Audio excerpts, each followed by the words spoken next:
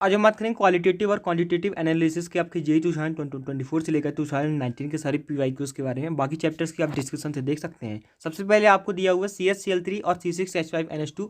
तो आपको दिया हुआ है क्लोरोफॉर्म और एनिलीन। तो इसको हम कैसे अलग करते हैं? इसको हम दोस्तों डिस्टिलेशन से अलग करते हैं। इसके बाद C6H14 और C5H12। तो C6H14 आपका हेक्सेन और C5H12 आपका पेंटेन। इसको हम अलग करेंगे फ्रैक्शनल डिस्टिलेशन से। C6H5NH2 और H2O यानी कि एनिलीन और H2O को हम अलग करते हैं स्टीम डिस्टिलेशन से। ऑर्गेनिक कंपाउंड इन वाटर को हम अलग करते हैं डिफरेंशियल एक्सट्रैक्शन से। तो ये आपको ध्यान रखना है, बहुत फेमस है। आपका एनिलीन वाटर को हम कैसे अलग करते हैं? स्टीम डिस्टिलेशन से। एनिलीन क्लोरोफॉर्म को कैसे? डिस्टिलेशन से। यहाँ पर हम अगर हेप्टेन, यहाँ पर अगर हम हेक्सेन और पेंटेन ले ले तो उसको हम फ्रैक्शनल डिस्टिलेशन से। ऑर्गेनिक कंपाउंडेड वाटर को स्टीम डिस्टिलेशन से। इसके बाद thin layer chromatography is an adsorption chromatography. ये आपको दोस्तों सही दिया हुआ है। थिन लेयर क्रोमेटोग्राफी क्या होती है? एक एड्सॉर्प्शन क्रोमेटोग्राफी आपकी होती है, जिसमें हम एड्सॉर्प्शन का यूज करते हैं।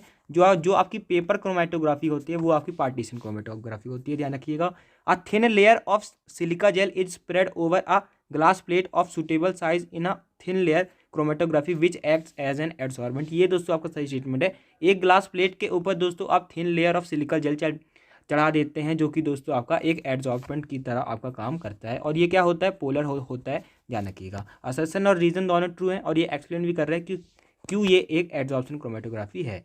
इसके बाद क्लोरोफॉर्म एनिलीन हमने अभी देखा, इसको हम डिस्टिलेशन से अलग करते हैं। बेंजोइक एसिड और नेप्थलीन, बेंजोइक एसिड के हम क्रिस्टल बना सकते हैं, तो हम क्रिस्टलाइजेशन से अलग करेंगे। वाटर और एनिलीन को कैसे अलग करेंगे? सब्लिमेशन से अलग। वाटर और एनिलीन को हम स्टीम डिस्टिलेशन से करेंगे। नेथलीन और सोडियम क्लोराइड को हम सब्लिमेशन से करेंगे। इसके बाद यहाँ पर आप देख भी सकते हैं बेंजोइक एसिड और नेथलीन का हम करते हैं क्रिस्टलाइजेशन, नेथलीन और सोडियम क्लोराइड का हम करते हैं सब्लिमेशन।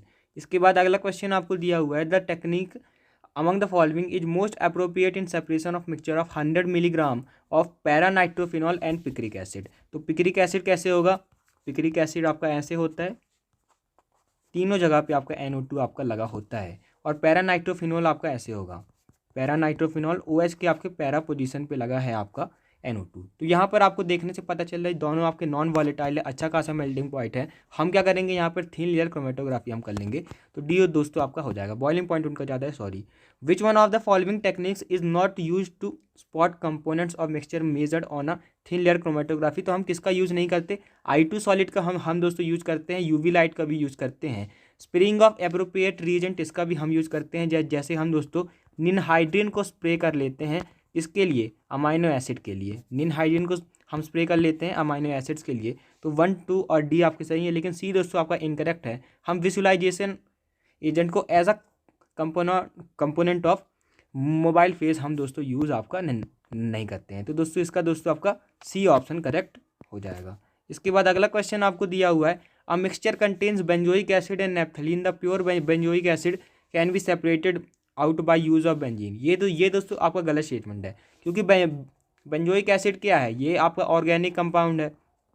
बेंजीन भी दोस्तों आपका ऑर्गेनिक कंपाउंड है। तो आप ऑर्गेनिक कंपाउंड को ऑर्गेनिक कंपाउंड की मदद से अलग नहीं कर सकते। तो असर्शन आपका दोस्तों फॉल्स है। इसके बाद benzoic acid is soluble in hot water, ये दोस्तों आपका सही स्टेटमेंट है। बेंजोइक एसिड आपके हॉट वाटर में आपका सॉल्युबल हो जाता है। असर्शन फॉल्स है, रीजन आपका सही है। इसके बाद अगला क्वेश्चन आपको दिया हुआ है, phenol on reaction with dilute HNO3 nitric acid gives two product, which one of the following will be most efficient on large scale separation. तो दोस्तों जब आप फिनॉल की रिएक्शन करवाते हैं ना HNO3 से, तो उसमें सबसे पहले आपको मिलता है ऑर्थो नाइट्रोफिनॉल, क्योंकि ये दोस्तों आपका ऑर्थो पैरा डायरेक्टिंग है, इलेक्ट्रॉन देता है। तो ऑर्थो नाइट्रोफिनॉल और पैरा नाइट्रोफिनॉल, और पैरा नाइट्रोफिनॉल आपको मिलता है। इन दोनों को हम कैसे अलग कर सकते हैं? यहाँ पर कौन सी हाइड्रोजन बॉन्डिंग होती है? यहाँ पर हाइड्रोजन बॉन्डिंग जो आपकी होती है इंट्रामॉलिक्यूलर होती है, इंट्रामॉलिक्यूलर होती है। और यहाँ पर क्या होती है? इंटरमॉलिक्यूलर। तो ये दोस्तों आपका वॉलेटाइल हो जाता है, क्योंकि इंटरमॉलिक्यूलर खुद ही के साथ सिर्फ बॉन्डिंग कर पा रहा है।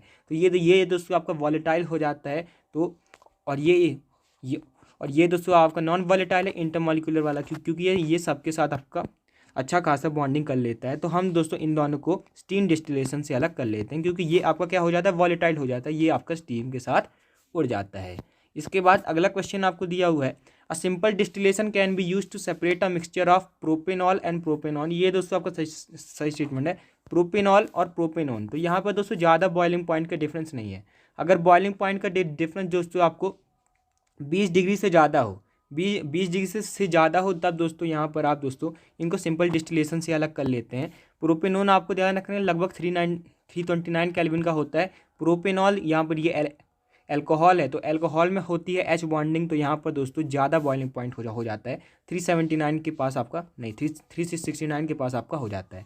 तो यहाँ पर आपको दोस्तों बहुत ज़्यादा डिफरेंस है, 20 से ज़्यादा है, तो हम दोस्तों इनका यूज़ कर सकते हैं, तो सिंपल डिस्टिलेशन का यूज़ कर सकते हैं। अगर 20 से कम होता तो फ्रैक्शनल डिस्टिलेशन करते हैं। इसके बाद which purification technique is use for high boiling organic liquid compound that decomposes near its boiling point. तो ये दोस्तों आपको ध्यान रखना है, अगर कोई दोस्तों अपने बॉइलिंग पॉइंट के पास या फिर पहले दोस्तों डिकम्पोज कर जा रहा है तो हम रिड्यूस प्रेशर पे डिस्टिलेशन करते हैं।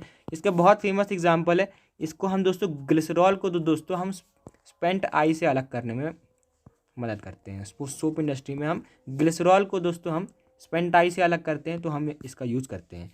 इसके बाद अगला क्वेश्चन आपको दिया हुआ है, जेल डाल से हम नाइट्रोजन में किसका यूज़ कर सकते हैं। तो आपको दोस्तों ध्यान रखना है, जेल डाल में हम किसका यूज़ नहीं कर सकते। अगर दोस्तों आपको ऐसा दिया हो एन डबल बॉन्ड एन का दोस्तों हम यूज़ नहीं कर सकते, एजो का हम यूज़ नहीं कर सकते, नाइट्रोजन की नाइट्रोजन से बॉन्डिंग आपकी नहीं होनी चाहिए। इसके बाद नाइट्रोजन इन रिंग का हम यूज़ नहीं कर सकते, नाइट्रोजन इन रिंग का हम दोस्तों यूज नहीं कर सकते, इसको हम दोस्तों एस्टिमेट नहीं कर सकते। और नाइट्रो वाले का हम दोस्तों एस्टिमेशन नहीं कर सकते, नाइट्रो वाले का एस्टिमेशन नहीं कर सकते। तो दोस्तों आपका डी ऑप्शन करेक्ट हो जाएगा। हम सिर्फ इसका दोस्तों एस्टिमेशन कर सकते हैं, क्यों? क्योंकि यहाँ पर नाइट्रोजन के साथ नाइट्रोजन की बॉन्डिंग में नहीं है, ये एजो भी नहीं है, ये आपको दोस्तों नाइट्रो भी नहीं है, नाइट्रोजन आपकी रिंग में भी नहीं है, तो इसका हम दोस्तों यूज कर सकते हैं, एस्टिमेट कर सकते हैं। इसके बाद अगला क्वेश्चन आपको दिया हुआ है, retardation factor can be measured in metre centimetre. ये दोस्तों आपका गलत स्टेटमेंट है, क्योंकि आरएफ होता क्या है, जो आपकी क्रोमेटोग्राफी होती है उसमें हम क्या करते हैं, डिस्टेंस मूव्ड बाई आपका जो आपका सॉल्यूट होता है अपॉन करते हैं डिस्टेंस मूव्ड बाई सॉल्वेंट। तो ये दोस्तों आपका डिस्टेंस अपॉन डिस्टेंस, यानी कि ये आपकी डायमेंशन लेस आ जाता है। क्या आ जाता है? डायमेंशन लेस, कोई आपका यूनिट आपका नहीं रह जाता है, क्योंकि ये एक रेशियो है, कोई भी आपको इसके यूनिट नहीं होता। तो स्टेटमेंट 1 फॉल्स है। RF value of a compound remains constant in all solvent, ये दोस्तों आपका गलत स्टेटमेंट है। और अलग अलग सॉल्वेंट अलग अलग सॉल्यूट के हिसाब से ये आपका चेंज हो सकता है। इसके बाद in chromatography technique the purification of compound is independent of. तो दोस्तों क्रोमेटोग्राफी में किस किस से फर्क पड़ता है? सॉलिबिलिटी से फर्क पड़ता है, और जो आपका सॉल्वेंट का फ्लो है उससे फ़र्क पड़ता है, लेंथ ऑफ आपके कॉलम प्लेट से फ़र्क पड़ता है, लेकिन physical state of pure compound से दोस्तों फ़र्क नहीं पड़ता है। तो इसलिए दोस्तों आपका सी ऑप्शन करेक्ट हो जाएगा। ये बहुत इंपॉर्टेंट क्वेश्चन से ध्यान रखिएगा, क्योंकि यही दोस्तों आपको दिख सकते हैं जेई 2025 में। अ mixture of chloroform and aniline can be separated by simple distillation, ये दोस्तों आपका सही स्टेटमेंट है। क्लोरोफॉर्म और एनिलीन को हम दोस्तों सिंपल डिस्टिलेशन से अलग कर सकते हैं। When separating aniline from a mixture of aniline and water by steam distillation aniline boils below its boiling point. ये दोस्तों आपका दोस्तों सही स्टेटमेंट है। जब हम एनिलीन और वाटर को अलग करते हैं, एनिलीन और वाटर को जब हम अलग करते हैं तो एनिलीन अपने बॉइलिंग पॉइंट के नीचे बॉइल करता है। तो ये दोस्तों आपका सही है, ये पहला और दूसरा दोस्तों आपका सही है। इसके बाद अगला क्वेश्चन आपको दिया हुआ है, ग्लिसरॉल को कैसे सोप इंडस्ट्री में अलग करते हैं। अभी हमने देखा था डिस्टिलेशन अंडर रिड्यूस प्रेशर से हम दोस्तों अलग करते हैं। इसके बाद Kjeldahl method can be use to estimate nitrogen, तो कैन नॉट बी यूज हमसे पूछा है। तो इसमें तो हम दोस्तों यूज कर सकते हैं, कैसे? ये दोस्तों आपका एनिलीन है, तो इसमें तो हम यूज़ कर सकते हैं, इसमें भी दोस्तों हम यूज़ कर सकते हैं, लेकिन दोस्तों हम इसमें यूज़ नहीं कर सकते क्योंकि नाइट्रो ग्रुप है। नाइट्रो ग्रुप में दोस्तों हमारा जेल डाल एस्टिमेशन यहाँ पर नहीं चलता, नाइट्रो में जेल डाल एस्टिमेशन नहीं चलता, तो सी ऑप्शन यहाँ पर करेक्ट हो जाएगा।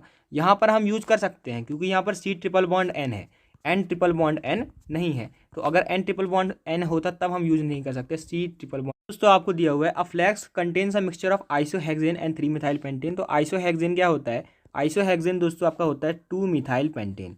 आइसोहेक्सेन आपका होता है 2 मिथाइल पेंटेन। तो यहाँ पर दोस्तों आपको दिया हुआ है कि आपके पास 2 मिथाइल पेंटेन और 3 मिथाइल पेंटेन है। One of the liquids boils at 63 degree Celsius and other boils at 60 degree Celsius. तो क्या आप दोस्तों यूज़ कर सकते हैं?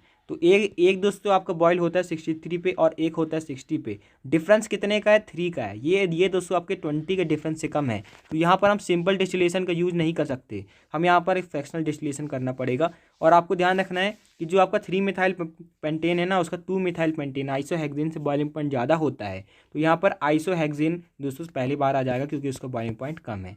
इसके बाद यहाँ ये आपको दिया हुआ है बेंजानिलाइड, एनिलीन और एसिटोफिनोन आपके पास है। यहाँ पर आपको सॉल्वेंट आपको जो मोबाइल फेज दिया हुआ है हेक्सेन और इथाइल एसीटेट, तो यहाँ पर 20 और 80 के उसमें दिया हुआ है। तो आपको सीक्वेंस यहाँ पर बताना है। तो यहाँ पर दोस्तों आपको ध्यान रखना है इथाइल एसीटेट अगर आपको दिया है, इथाइल एसीटेट अगर दोस्तों आपका 80 के रेशियो में दिया हुआ ना, इथाइल एसीटेट अगर 80 के रेशियो में है तो यहाँ पर ये दोस्तों आपका पोलर हो गया।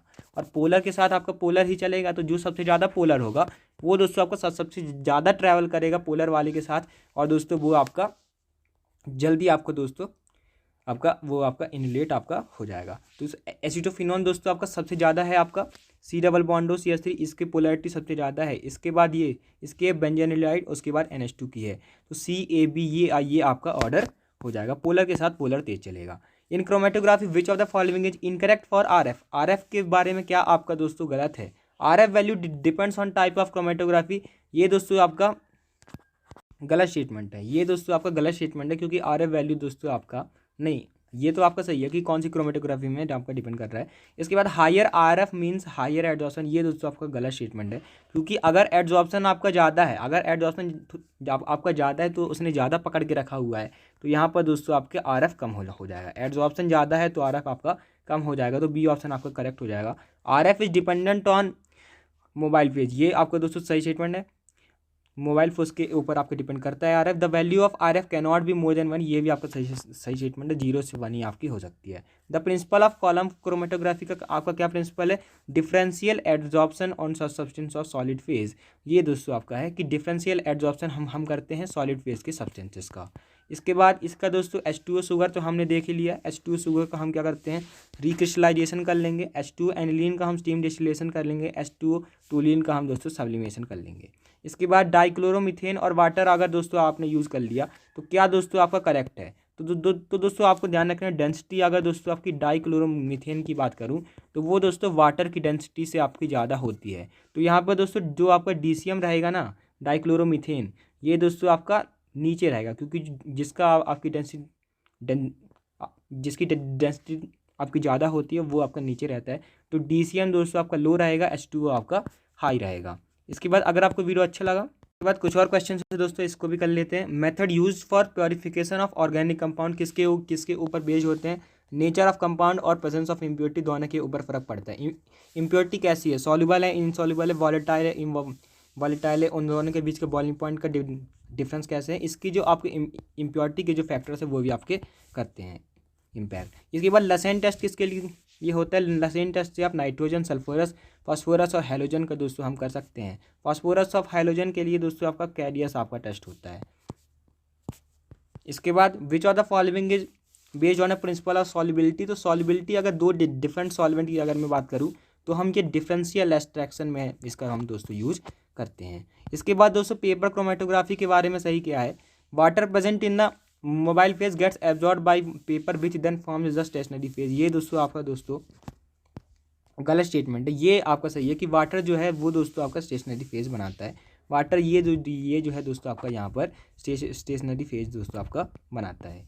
इसके बाद अगला क्वेश्चन आपको दिया हुआ है कि इल्यूशन इन सिलिका जेल आपको बताना है क्या आपका ऑर्डर होगा। तो ये आपका ऊपर इल्यूट होगा क्योंकि बेस लाइन आपकी ये है, ये आपकी क्या है? बेस लाइन है। तो यहाँ पर ए जो है आपके सबसे ऊपर है, ये सबसे ऊपर है, तो ए दोस्तों आपका सबसे ज़्यादा आपका इल्यूट होगा, सी होगा, उसके बाद आपका बी होगा। पोलैरिटी का अगर मैं आपसे ऑर्डर पूछूं तो पोलैरिटी का ऑर्डर आपका ये हो जाएगा कि बी सबसे ज़्यादा पोलर है, इसलिए वो आपका सबसे कम रह रहा है। इसके बाद यूजिंग कॉलम क्रोमेटोग्राफी में mixture of two compound A और बी को सेपरेट किया, ए आपका इल्यूट फर्स्ट हो गया, यानी कि बी के पास क्या है? तो ए अगर दोस्तों इल्यूट फर्स्ट हो गया ना तो उसका RF दोस्तों आपका क्या है? हाई है। तो बी के बारे में अगर मेरे को बताना है तो उसका RF आपका लो है और उसका एड्जॉर्प्शन दोस्तों आपका क्या है? ज़्यादा है। उसका एड्जॉर्प्शन आपका ज़्यादा है तभी उसको पकड़ के रखा है सिलिका जेल में, तो वो आपको ज़्यादा चल नहीं पा रहा है। तो लो RF स्ट्रॉन्गर एड्जॉर्प्शन। इसके बाद compound C is more polar than A and B, compound C is polar than A and B, ये दोस्तों आपका दोस्तों सही स्टेटमेंट है। ये दोस्तों आपका सही स्टेटमेंट है, क्योंकि जो आपका कंपाउंड सी है सबसे ज़्यादा पोलर है, सबसे ज़्यादा वो आपका इंटरेक्ट कर रहा है, तो वो सबसे ज़्यादा दोस्तों आपका नीचे आ जाएगा। इसके बाद compound A is least polar, ये दोस्तों आपका सही स्टेटमेंट है। कंपाउंड जो ए है आपका दोस्तों लीस्ट पोलर है, सही बात है। Compound B comes out the column before C and after A, यहाँ पर दोस्तों सी सबसे पहले आएगा, क्योंकि यहाँ से सब नीचे आएंगे तो सी पहले आएगा, उसके बाद बी आएगा, उसके बाद ए आएगा, तो बी जो है आपके सी के बाद आएगा। Compound A spends more time in column, ये दोस्तों आपका सही स्टेटमेंट है। ए को आपको ज़्यादा टाइम लगेगा, क्योंकि पहले सी निकलेगा फिर बी निकलेगा। अगर आपको वीडियो अच्छी लगी तो आप चैनल को सब्सक्राइब कर सकते हैं। जेई के PYQs दोस्तों और आप डिस्क्रिप्शन से देख सकते हैं, और डिस्क्रिप्शन से दोस्तों आप जेई फिजिक्स के भी देख सकते हैं, जेई केमिस्ट्री के भी देख सकते हैं। अगला कौन सा चैप्टर चाहिए ये दोस्तों आपको कमेंट में बतानी चाहिए। Thanks for watching, keep learning.